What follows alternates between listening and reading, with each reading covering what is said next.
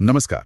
हाँ। आज हम जरा जैन दर्शन में जो ब्रह्मांड की संरचना बताई गई है उस पे बात करेंगे। हाँ, और हमारा आधार एक YouTube स्रोत है जिसका टाइटल कुछ ऐसा था, नासा के सामने खुला जैन ब्रह्मांड का रहस्य। हाँ, वो स्रोत कोशिश करता है ये दिखाने की कि जैन कॉस्मोलॉजी के जो पुराने विचार हैं और आज की जो साइंटिफिक बातें हैं उनमें शायद कुछ समानताएं हो सकती हैं। बिल्कुल, एक दिलचस्प नजरिया है।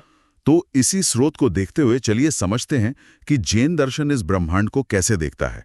मतलब ये तीन लोक, आत्मा की यात्रा, मोक्ष, ये सब। हाँ, और ये सवाल भी कि क्या ये सिर्फ एक स्पिरिचुअल मैप है? या फिर जैसा वो स्रोत इशारा कर रहा है, इसमें विज्ञान के लिए भी कुछ है।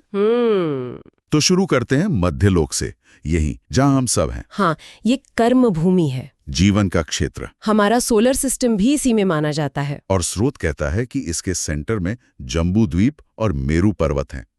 ये सिर्फ ज्योग्राफिकल नहीं है। नहीं, स्रोत के अनुसार ये एक तरह से कॉस्मिक एनर्जी का सेंटर भी है और इनके चारों तरफ कई सारे द्वीप और सागर बताए गए हैं। अच्छा। और मजे की बात यह है कि स्रोत इनकी तुलना करता है मॉडर्न साइंस के कुछ आइडियाज से, जैसे डार्क एनर्जी लेयर्स या फिर वर्म होल्स। वर्म होल्स मतलब स्पेस टाइम वाले शॉर्टकट। हाँ, बिल्कुल। ये स्रोत की अपनी व्याख्या है, जाहिर है, पर ये सोचने पे मजबूर करता है। वो विदेह क्षेत्र का जिक्र करते हैं, तो सवाल उठता है कि क्या ये कोई दूसरा डायमेंशन है या मल्टीवर्स जैसा कुछ।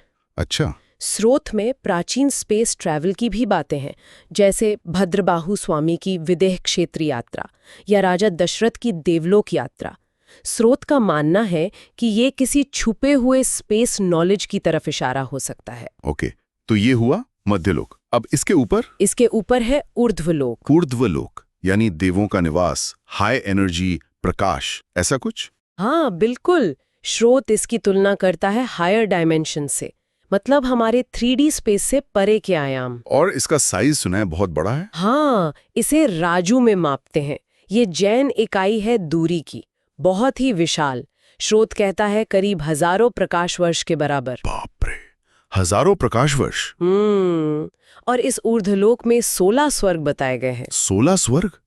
और इनके भी ऊपर कुछ है? हाँ, इनसे भी ऊपर है अनुत्तर स्वर्ग। अनुत्तर स्वर्ग? हाँ, जैसे नवग्रवैक जहाँ तपस्वी देव रहते हैं, फिर अनुदिश जो मुक्ति के काफी करीब है, और फिर सर्वार्थ सिद्धि। सर्वार्थ सिद्धि। ये क्या है? इसे सर्वोच्च भोग का स्वर्ग कहा गया है, मतलब जहां इच्छाएं तुरंत पूरी हो जाती हैं। वाह, फिर तो यही अल्टीमेट हुआ। नहीं, यही तो बात है। स्रोत जोर देता है कि ये सर्वोच्च भोग भी एक बंधन ही है, ये परम मुक्ति नहीं है। अच्छा, मतलब मोक्ष और भोग में फर्क है। बिल्कुल, ये जैन फिलॉसफी का कोर पॉइंट है। तो फिर परम मुक्ति कहाँ है? वो है ऊर्ध्वलोक के भी शिखर पर, सिद्धलोक या सिद्धशिला कहते हैं। सिद्धलोक। हाँ, ये मुक्त आत्माओं मतलब सिद्धों का फाइनल डेस्टिनेशन है।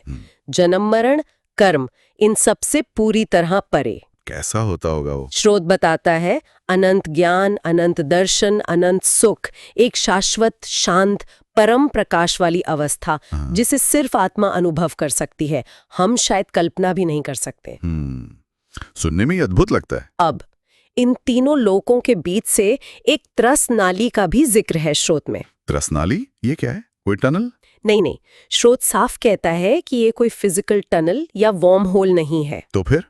ये चेतना का मार्ग है, आत्मा के ऊपर जाने का रास्ता, सिद्धलोक तक। अच्छा, चेतना का मार्ग। हाँ, और ये सिर्फ उन आत्माओं के लिए खुलता है जिन्होंने अपने सारे कर्म खत्म कर दिए हैं, जो परफेक्ट हो चुकी हैं। और वो आत्माएं फिर?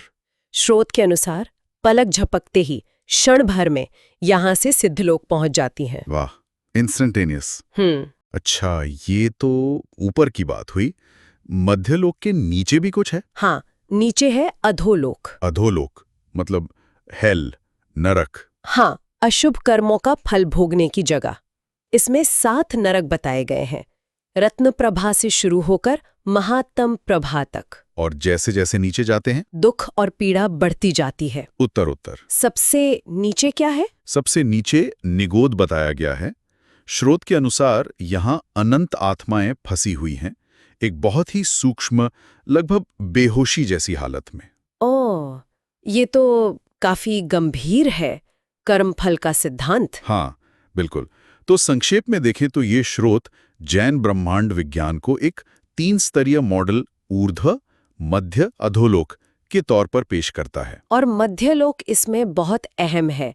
कर्मभूमि भी है और यहीं से मुक्ति का रास्ता भी। हाँ, और स्रोत इसे सिर्फ माइथोलॉजी नहीं मानता, वो इसे एक व्यवस्थित, सिस्टमैटिक ज्ञान बताने की कोशिश करता है जो जैन शास्त्रों में है। और ये पूरी संरचना एक तरह से आत्मा की यात्रा दिखाती है ना? बिल्कुल। कैसे आत्मा सबसे निचली अवस्था निगोद से कर्मों को काटते हुए ऊपर उठकर सिद्ध बन सकती है। जैन दर्शन का जो ब्रह्मांड का नजरिया है, जैसा स्रोत ने बताया, ये वाकई सोचने पर मजबूर करता है। अस्तित्व कितना विशाल है। सही बात है। और ये एक गहरा सवाल भी छोड़ जाता है, नहीं?